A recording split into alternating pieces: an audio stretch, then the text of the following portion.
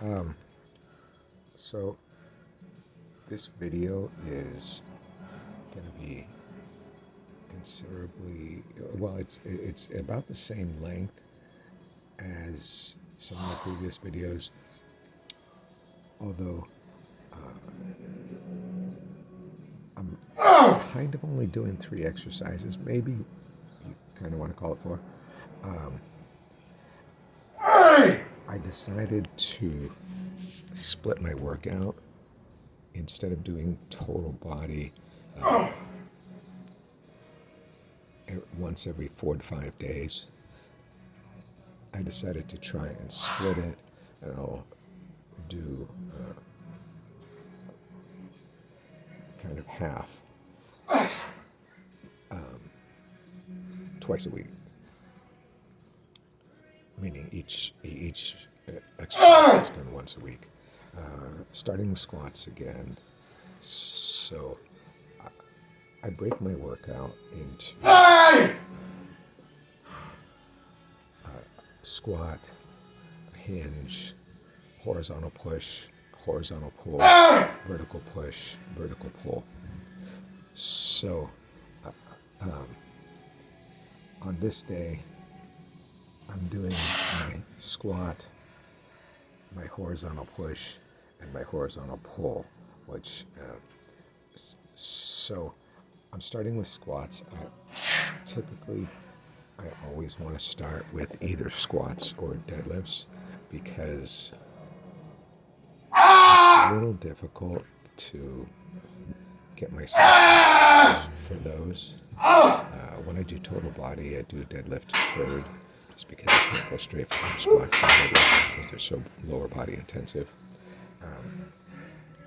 And see here, there's a little bit of a break as I finish up my squats, which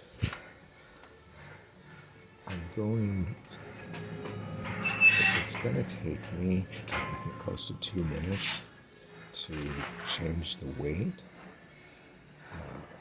But from doing a very exhausting set of squats, by the time I finish that, I feel like I'm still just barely catching my breath. And then I'm going to go straight into some front squats. This is kind of the crown jewel of why I decided to split my workout.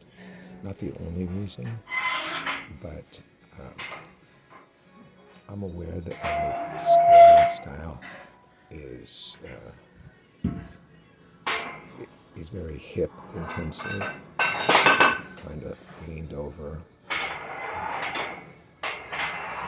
and so I thought I really need to bring front squats back into the mix. And the way I like to do that is I do a set of squats to failure, and then I rest only as long as the time it takes me to change the weight. Here you saw I just changed the weight and then just tightened up my belt. I didn't even stop for a sip of water, and then I'm going to go straight into my front squats. Like I said, because my squats are very hip intensive, the way that I squat, that I feel like by going straight into front squats, then it really does a good job of burning out the quads, because of course front squats, you can't lean over, otherwise you'll drop the weight. And also it makes me go very deep, so I get a very intense workout on my quads. I think I did 10 here of the front squats. In addition to wanting to add front squats, I also wanted to kind of go into adding whatever I can to extend my set. So meaning any kind of like, for me, working out by myself with free weights, a lot of times that means like forced reps, not forced reps, I'm sorry, rest pause or some kind of a drop set. So I decided to try and add drop sets to several of my exercises. And with my total body workout already pushing up around 70 minutes, that felt like it's just a little bit long and exhausting. If I try to add that to that, my forced rep for my squats, of course, is kind of a drop set where I'm going from squats to front squats.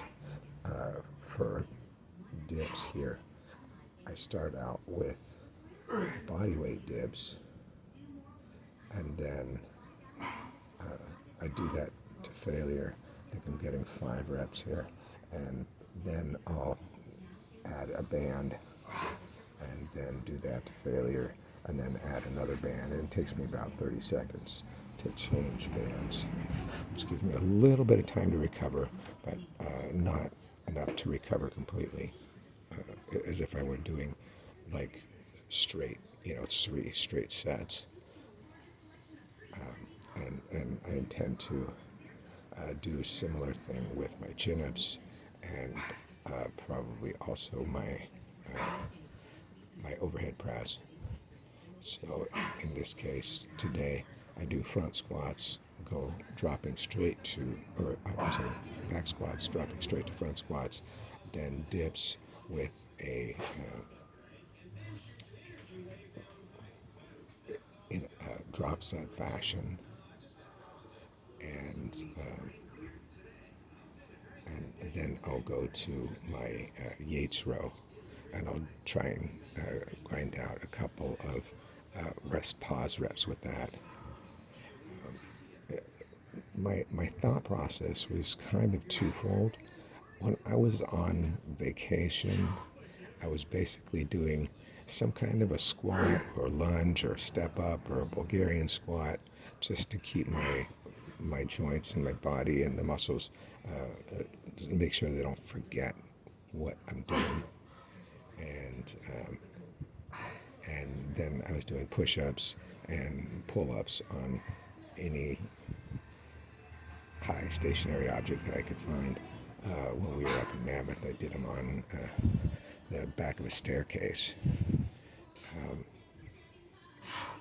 And what I was finding is I like the feel of doing the body weight exercises like with full body weight, even if I can't get as many reps as I like.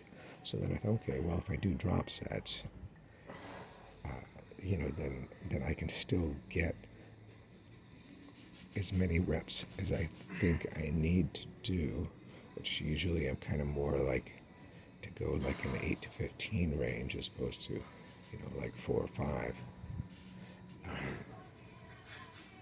And then on top of that,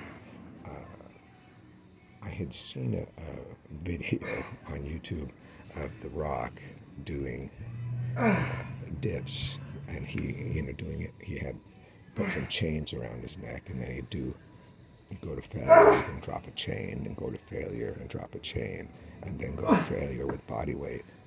And I thought, well, that's a good way to do it, because I was doing my dips before and doing like a straight set to failure and maybe trying to get a couple of rest pause reps.